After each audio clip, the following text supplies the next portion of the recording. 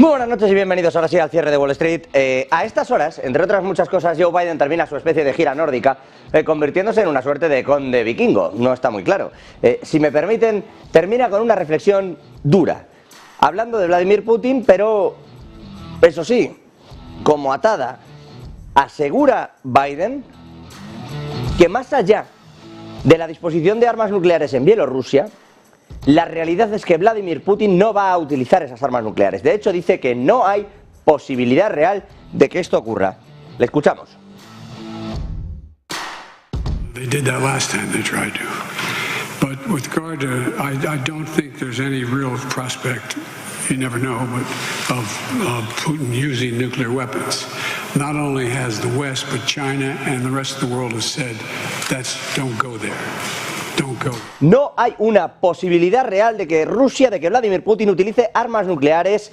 Preguntado sobre si se podrían intensificar las acciones que ya hay actualmente sobre suelo ucraniano, dice Biden, no existe esta posibilidad.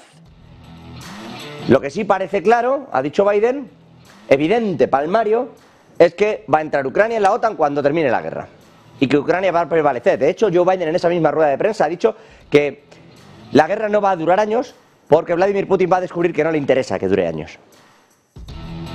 Y que, por lo tanto, se va a retirar del asunto. Bueno, ha hablado también Vladimir Putin, si me permiten. Desde el otro lado, dando la contraparte al propio Biden, dice dos cosas. La primera, no recomiendo a Ucrania que entre en la OTAN. Dice Vladimir Putin que el nuevo suministro de armas a Ucrania no va a cambiar nada en el campo de batalla, solo va a intensificar el conflicto, pero no va a cambiar la realidad que hay, y que los tanques proporcionados por las potencias occidentales van a ser objetivo prioritario para las fuerzas que están luchando allí. Dice que se opone evidentemente a que Ucrania entre en la OTAN, pero es que de hecho ha dicho que si Ucrania entra en la OTAN sentiría que lo que está amenazada es la integridad de Rusia y que por lo tanto la guerra sí escalaría, que no recomienda a Ucrania, de hecho lo ha dicho así, entrar en la OTAN. Dice que el conflicto actualmente se está sosteniendo de esta manera, pero que si entrara en la OTAN la escalada sería absolutamente diferente. Ese es el nivel que está cogiendo el asunto. Joe Biden, ya lo tienen, vestido de vikingo, intentando luchar, intentando azuzar al universo nórdico para que sigan apoyando a Ucrania, y eso sí, intentando rebajar la tensión en torno a lo nuclear, solo que con ese cierto aire, quizás con demasiada altivez. Porque no es que digas, no creo que ocurra nada, sino que no va a pasar, ha dicho, como les estaba comentando al principio, no va a ocurrir, no hay posibilidad real de que Putin utilice armas nucleares. Y desde el otro lado, lo estábamos viendo hace un momento, les decía, Vladimir Putin asegura, uno, que el conflicto no se va a intensificar mucho más, que por mucho que envíen armas no va a pasar nada ni va a cambiar nada, que los tanques occidentales serán objetivo prioritario y que no entre en la OTAN. Ucrania, dice, porque cuidadito, que esto sí supone un riesgo para Rusia y habrá que responder. Por cierto, que han estado hablando hace apenas unos minutos Ursula von der Leyen y Antonio Guterres, es decir, Europa y la ONU, sobre el acuerdo del grano que hay en el Mar Negro, un acuerdo que se hizo gracias en buena medida a esa ONU, un acuerdo en el que, digamos, Guterres hizo de intermediario entre Putin y Zelensky para que, bueno, pues hubiera una suerte de convención en la que ambos podían sacar grano de Ucrania y venderlo al mundo. Ucrania es uno de los lugares que más grano exporta al mundo, pero en particular en Europa es bastante necesario. Es verdad que ese grano se utiliza normalmente para piensos, no es de consumo, pero al final está en el inicio de prácticamente toda la cadena alimentaria. En este sentido, Ucrania había logrado sacar una serie de buques, etcétera, etcétera, y desde hace tiempo algunos de sus barcos son detenidos, retenidos o no permiten el paso porque Rusia lo quiere así y porque tienen el acuerdo prácticamente suspendido. Aún así pasan, porque lo están logrando. Entonces, porque ese es el acuerdo que hay con Rusia. Entonces, hasta ahora está funcionando, pero el lunes expira el plazo del acuerdo del grano. Y en ese sentido, lo que ocurre es que Rusia dice que no va a prorrogar el acuerdo. Es curioso porque von der Leyen, a quien están viendo aquí, y Antonio Guterres estaban como esperanzados. Decía Guterres que cree que sí que va a salir adelante y decía von der Leyen, bueno, no solo es que vaya a salir adelante, sino que muchas gracias por hacer de intermediario, por propiciar esta iniciativa, por sacarlo adelante. Claro, la realidad es que en ese momento Vladimir Putin está dando otra entrevista en el que dice, pues yo no he oído a Guterres ceder nada. ¿Y por qué va a ceder Rusia en el acuerdo de grano si no hay manera de que metan a uno de los bancos rusos otra vez dentro del sistema SWIFT? Esto sí es una cosa que está haciendo daño. Así como es verdad que hablamos de otras sanciones, llevan hasta 10 paquetes de sanciones en Europa. Hay unas cosas que funcionan mejor y otras que funcionan peor como sanciones y otras que incluso parecen autosanciones, como hemos visto en muchas ocasiones con el crudo, ¿no? Pero la realidad es que esto del sistema de pago SWIFT sí le hace daño porque hay ciertos intercambios con determinados países que le está costando redirigir. Y sobre todo le está costando esfuerzo, recursos y dinero. Y es lo que pretendería ahorrarse Rusia. ¿Cómo? Volviendo a entrar en el sistema de pago SWIFT. No necesita gran cosa ni quiere grandes historias, sino que una suerte de subsidiaria de uno de sus bancos entre dentro del sistema SWIFT. Y con eso le valdría. En eso está. Alemania parecía que había dicho que sí, tras hablarlo con el propio Zelensky, con Ucrania. En una conversación telefónica, Scholz y Zelensky después sacaron un comunicado y dijeron, tiene sentido que esto ocurra para que el acuerdo de grano siga vigente, porque es importante, insisto, y como les decía al principio, para prorrogar toda esa cadena alimentaria. Bueno, la realidad es que Europa no ha sacado esto adelante, que la ONU no ha dicho nada y Rusia dice que entonces del lunes no pasa el acuerdo del grano. En eso están.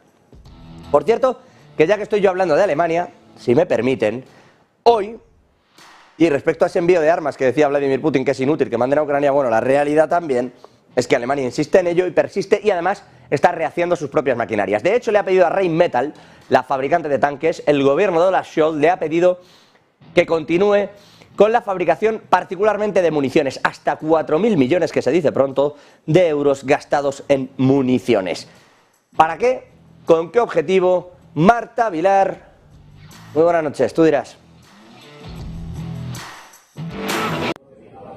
Nuevo pedido millonario para una de las grandes compañías de defensa de Alemania, Rheinmetall. Esta vez ha sido el propio gobierno de Olaf Scholz el que le ha encargado un pedido de municiones por un valor de hasta 4.000 millones de euros. Así, Alemania se apresura también a recuperar esos inventarios que han ido disminuyendo por culpa de la guerra de Ucrania y por culpa de haber mandado esa munición directamente a Ucrania. Lo que ha dicho Rheinmetall es que el acuerdo existente por más de 550 millones de euros para unas municiones de tanque de 120 milímetros, por cierto, ahí se incluye el tipo que se dispara por el arma principal del tanque Leopard 2, que es precisamente el que ha mandado también a Alemania a Ucrania. Dice Rheinmetall que este acuerdo se ha ampliado para cerrar las brechas que han surgido en las existencias del ejército alemán. Un pedido de Alemania que, según Rheinmetall, aseguraría el suministro de municiones a largo plazo, no solo para la Bundeswehr, sino también para los países socios. No solo para Alemania, sino también para los aliados. Bueno, de nuevo, Alemania vuelve a regar, en este caso, con muchos miles de millones de euros a Rheinmetall, una de las principales compañías de defensa en Europa. Bueno, pues ahí lo tienen, ¿no? Una de las principales compañías, efectivamente, de defensa en el viejo continente. Enseguida vamos a ir con los datos. Hoy hemos conocido peticiones de subsidio por desempleo y también el PPI en Estados Unidos. Antes, si me permiten, una suerte de previa de lo que va a ocurrir mañana. Ha comenzado la presentación de resultados también en las bolsas, en un Wall Street, donde hoy, por cierto, el SP500 ha superado los 4.500 puntos. Está ya en eso. Enseguida lo vamos a ver. Pero, bueno, de hecho aquí lo tienen. SSP 4.504, justito, 0,72%, ahí está, con sus nuevos máximos, con esos niveles históricos, el propio SP. ¿Cómo se las está gastando el mercado a pesar de que se sigue hablando de una posible recesión y de las subidas de tipos de interés? Al mercado le está dando igual todo. De hecho, parece que la Reserva Federal en realidad sigue su curso. Digo, el que marca el mercado. Y eso ayuda, claro. Insisto, enseguida miramos al PPI, también a los datos de peticiones de desempleo. Antes, les quería comentar un asunto que tiene que ver con la banca y con los intereses precisamente bancarios. Aquí lo tienen. Los bancos, que presentan mañana cuentas, por cierto, empiezan a presentar la mayor parte de ellos mañana cuentas, están viendo cómo, bueno, los intereses que ingresan, aquí lo tienen, fíjense el subidón que podrían pegar gracias a los tipos de interés. ¿Cuánto generan sobre los activos que les devengan intereses, ¿no? Préstamos, le vas quitando los pasivos, etcétera, etcétera, y qué les va quedando, ¿no? La industria suele beneficiar. Cuanto más endeudamiento o cuanto más caro es el coste del endeudamiento, más dinero le saca el banco a todo esto.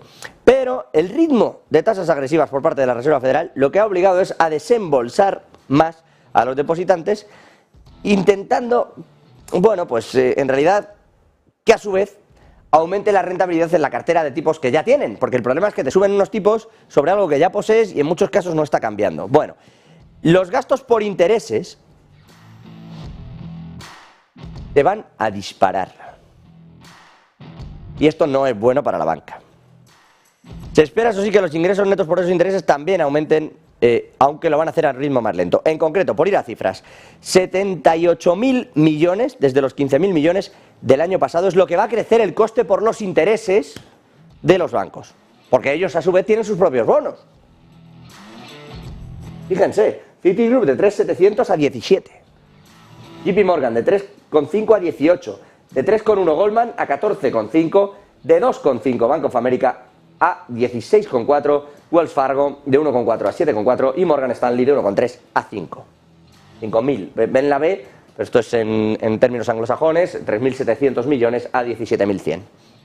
No hablamos de billones, hablamos de billions en términos anglosajones, insisto. Así que pasarían de 15.500 más o menos, que era un poco la suma global, un poco menos, hablo de estos, que son los más grandes, pero les hablo de toda la banca, a unos 78.000, casi 80.000 millones. Es a lo que se va a disparar ese gasto en intereses de la banca. ¿Va a crecer los ingresos netos? Sí. Desde 54.000 a en torno a 65.000. Es decir, le van a crecer mucho más los gastos que los intereses recibidos. Vamos a ver cómo salen las cuentas y qué dicen mañana, qué empiezan a decir mañana desde un sector bancario que de momento, insisto, no está sufriendo. Enseguida digo datos desde Estados Unidos, antes desde Europa, Banco Central Europeo, que ha presentado hoy actas y son regulares, quiero decir. Miramos a las actas de la Reserva Federal, a qué dijo Philip Lane, a qué dijo Isabel Schnabel, a qué dijo la propia Christine Lagarde, a cómo se están contraponiendo una parte y otra para tomar las decisiones de subidas de tipos de interés, y entre otras muchas cosas queda claro que hay un cierto desconcierto. Es decir, hay quien piensa que efectivamente la inflación está cayendo, en buena medida ayudado también por la subida de tipos de interés, pero en general se reconoce dentro del Banco Central Europeo que hay mucha más sensación de que es la inflación subyacente la que maneja el IPC general y que esta depende demasiado de los agentes externos. Ha publicado actas el Banco Central Europeo. ¿Qué se ha dicho exactamente ahí dentro? Javi Luengo, con más detalle, mirando esas actas. Buenas noches. Sí, ¿qué tal? Muy buenas. Básicamente lo que han dejado las actas de la última reunión del Consejo de Gobierno del Banco Central Europeo son sobre la mesa dudas sobre si la inflación subyacente ha pasado ya el punto de inflexión o no. Es decir, se ha empezado a remitir esa pegajosa de la que hablaba la presidenta Christine Lagarde hace no tanto. Dudas sobre este asunto, pero dudas también sobre si se van a dejar de subir los tipos. Las actas hablan de julio y septiembre como 2/4 de punto más de política monetaria de endurecimiento por parte del supervisor de Frankfurt para tratar de mantener todavía ese enfriamiento de la economía, y más dudas sobre qué va a pasar en los próximos meses con respecto al resto de asuntos que tiene en liza este organismo, como es por ejemplo el apoyo de la política fiscal, porque nos decían los expertos, nos decía Santiago Carbó aquí en Negocios Televisión esta misma tarde, si el Banco Central actúa y los gobiernos mantienen las políticas fiscales expansivas, no sirve para nada todo lo que se está haciendo por parte del supervisor. Las actas recogen que el consenso fue muy amplio, no nos dicen si estuvieron todos los gobernadores de los bancos centrales de los 20 de acuerdo en subir los tipos en los 25 puntos básicos, pero matizan. Inicialmente se expresó una preferencia para aumentarlos en hasta 50 en vista de que el riesgo de la inflación se vuelva permanente. El caso es que dicen en el Banco Central Europeo hay que estar preparados para dejar de subir los tipos si así lo requieren los datos, porque es otra de las conclusiones, meeting by meeting y más data dependent que nunca. Sí, meeting by meeting, pero con ciertos reconocimientos de que la cosa no está funcionando como tiene que funcionar. Esto es así. Es decir, suben los tipos, tienen que subir los tipos, tienen que reforzar el euro. No es que estén haciendo algo malo, per se. Pero es verdad que ellos mismos admiten que es una época rara y que los movimientos de la inflación son complejos. Claro, si vienes de pandemia, esto, la verdad, igual que decimos lo malo, vienes de la pandemia, estás gestionando el euro frente a un dólar cuando tu inflación sube de una manera absolutamente diferente a lo que lo hace la de Estados Unidos, y además te comes una guerra que como agente externo es fantástico para que te disparen los costos de energía, pues eso, lo que siempre decimos, si tienes alas de pato, pico de pato, patas de pato y hace cuac, normalmente es un pato. Eso les pasa, situación rara, no tienen claro cómo gestionar el pato y, bueno, suben tipos porque tampoco te creas que tienen un gran margen, sino que hacen, los vuelven a bajar si ya estaban ahí, vuelven a lanzar un QE cuando en realidad no hay una recesión real. En eso está el asunto. 2 minutitos, vamos a frenar con estas noticias, con esta vuelta a las noticias del día. Enseguida regresamos con los datos de Estados Unidos y con algunas de las claves. Hasta ahora mismo aquí, en el cierre de Wall Street, en Negocios Televisión.